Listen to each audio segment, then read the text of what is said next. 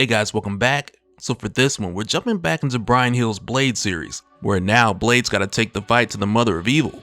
But to come out on top, he may just need to fight evil with even more evil, and it may already be in him. So let's get into it. But first, if you're new to the channel, be sure to subscribe to catch the spills every week, and don't forget to hit that bell up top to get all notifications so we can squat up in the comments for the first hour. Alright, so coming back, we continue with Blade, who's made his way to the Adana, armed with Lucifer's sword, Lightbringer, with both Tulip and Rintrah at his side. But as we dive in here, we find that everything's gone dark, and all Blade hears is the voice of Dr. Strange asking, "What do you remember?" But right now, Blade is just trying to gather himself, because he only remembers bits and pieces of what happened after he got here with Tulip and Rintrah, because he remembers Tulip shooting, as well as the Adana breaking his wrist and taking Lucifer's sword. And the only thing Blade knows for certain is that he walked right into a trap. So he asks Dr. Strange, what did the Adana do? And right now, as soon as we look around, there's nothing but bodies everywhere. So Dr. Strange just tells Blade, the Adana used the sword to open a gateway that was acting as a dam against the primordial wave. And Dr. Strange didn't realize what the Adana's intent was until it was too late. Because right now, all over the world, the Adana has awoken occult powers that have been dormant in people far and wide, with this primordial wave being released, similar to how the Terrigen Mist would unlock Inhumans' dormant abilities. But in this case, it's with monsters, and it's a lot more interesting. So Dr. Strange asks Blade if he can feel it, but Blade tells him all he feels is anger. And all Blade cares about right now is knowing where his friends are. Where's Tulip and Rintrah? And Strange tells him they're in the consequence of coming with you, of trusting your passion over good judgment. They are where you put them. To where from here, Dr. Strange then takes Blade to them. And after this, we head over to the Adana, where right now she's gathered a number of the people who had recently had their occult powers unlocked. And it's really the case where after the Adana awoken their abilities, she put out a call, and this is the first group of people who answered. So she tells them, a great hour is upon us, and you have waited so long, referring to their once dormant abilities that have now come forth. And she asks them all, do you see? And they all respond, we see. And she goes on to tell them, you have come to me, but you do not know me, what I am. I am Adana, the great mother of the dark. I am evil, but the word has lost itself in the weakness of time. This world believes evil is an unkind word. The governments of man at war, the petty cruelness of the fragile human soul. Evil is so much more than what this world fears. Evil is more than a Messiah's despair on Roman wood. Evil is the source of all things. It is the light that is a lie. Do you see? And all those who have gathered, they say, we see. So the Adana goes on to say, I have awakened so many. The gate is opened, but this age has yet to begin. Creation was not born gently. It was born in the fire and hatred and the collision of stars. And I saw it. And soon this world will see us. We will no longer hide. We will claim. We will rend the lie of civilization. Do you see? And right there, everyone who's gathered here, they say, we see. And really just with hearing that speech, we now have a clearer picture of the Adana's main goal. And now when we go back to Blade, we find Dr. Strange showing him that the Adana placed a demon inside of Tulip, and for no other reason than to just punish Blade. So Blade asks if Dr. Strange can just take it out of her, but unfortunately, even as the Sorcerer Supreme, Strange is not able to because it's soulbound. And this whole time, Tulip is just begging for somebody to kill her and put her out of her misery, because she is in excruciating pain. So Dr. Strange looks at Blade out of the corner of his eye and tells him it would be merciful to end her. But you won't do that, I assume. And Blade tells him no. So Strange tells him neither will I. So he gives Tulip the Amulet of Eden to reduce her pain until they can find a more permanent solution. And it works well enough to bring Tulip back to a coherent state. But much like Blade, she doesn't recall what happened when they lost to the Adana. All Tulip remembers is that she touched her, and after that it was nothing but pain. So from here, Blade has a conversation with Dr. Strange, if that's what you want to call it. Because really it's more of a passive-aggressive argument, because the two of these guys have very different opinions on what the next move should be. Because Blade's ready to take action, and it leads to Dr. Strange having to point out the obvious problem here, because as it stands right now, Blade has no weapon that can harm the Adana, and it just has Blade like, okay, well then what do we do? Should we just sit here and hope that she changes her mind? And Blade even asks how many people were harmed because he didn't stop the Adana from opening that gate, and Strange tells him it was many. So Blade tells Strange to stop being a coward and put him wherever the Adana's at. Cause for Blade, the thing is he's just ready to do something before more people are hurt or the Adana progresses even further. But for Doctor Strange, the way he sees it, they need to have a plan. So he tells Blade what they need to do is take a step back before they make their next move forward.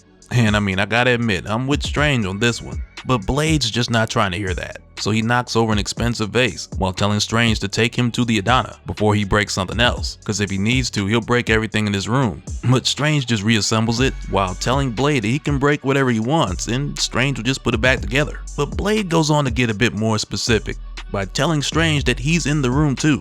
So he's one of the things that are gonna get broken. So right here, Doctor Strange gets ready to send Blade off to the Adana. And it's not at all because of the threat, but instead it more so leans into something we've been talking about in the comments quite a bit lately. Cause a lot of you guys have noticed that Doctor Strange is just tired of people. And that's really what's going on here. Cause first he tells Blade about himself and he lets him know how everyone just thinks that Blade is so stoic. And Strange is like, nah, Steve Rogers is stoic.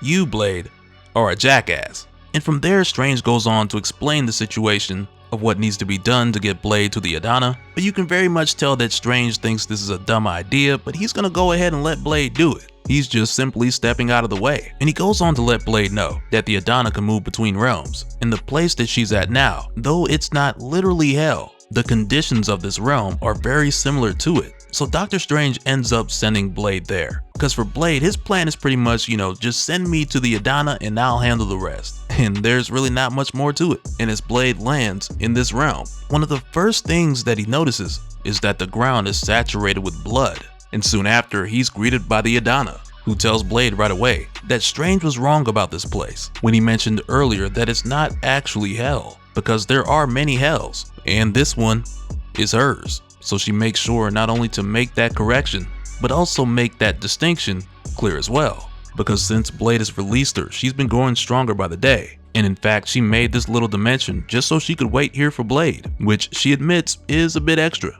But right here, unexpectedly, she just tosses Lucifer's sword at Blade's feet, giving him the opportunity to get revenge for what she did to Tulip. So without hesitation, Blade picks up the sword because he's trying to end this anyway. But when he leaps towards the Adana with the intention of thrusting this sword through her, she just stops him in midair with the wave of a finger as she lets Blade know that she's not interested in finding him again and doing the age-old, same old, monotonous song and dance. Cause to her, conflict is pointless. Day fades into night and the night is here. So she tells him, rather than trying to fight her, he should be asking what it is that she wants. Cause it's few people who actually ask that question. And at first for Blade, he's just like, hey, I don't even care. Cause he just wants to find a way to destroy her and be done with it. And even without Blade asking, the Adana goes on to tell him that she just wants freedom for all things. Because when everyone's a monster, there are monsters no more.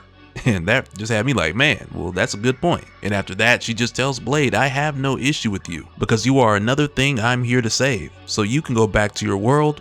You will not see me again. Our business is done. This is goodbye, but you will come to know my works. So she sends Blade back, but not without setting him on fire as a show of power. And it's really just one of those things where it's like the Adana's been playing with Blade from the moment they met, but now she's switching gears and she wants to send a message to let him know he can't stop what's coming. But after Blade gets back, he ends up leaving and telling Rintrah to look after Tulip. But before he leaves, Rintrah reminds him that her people are going to continue to go after him. So he just tells her if she cares about them, she should try to change their minds. And just after this, we end up seeing what Blade's next move is. And as this happens, I'm not really sure what's more impressive, whether it's what he's doing or the fact of him doing this with Lucifer's sword in his possession. Cause from here we see Blade head to his next destination. And at first it's a bit of a mystery as far as who he's talking to, but as Blade walks in, he goes on to say, I'm here without pride. I'm here because I've been making this too easy for too long.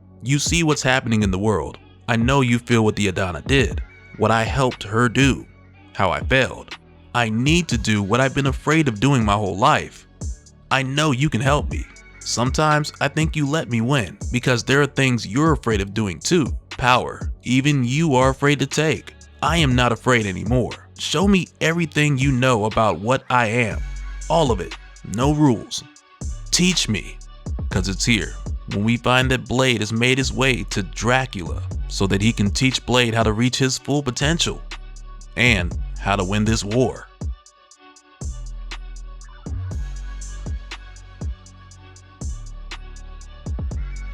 And so now real quick, I want to give a special shout out to all the patrons. Thank you guys for all of your support.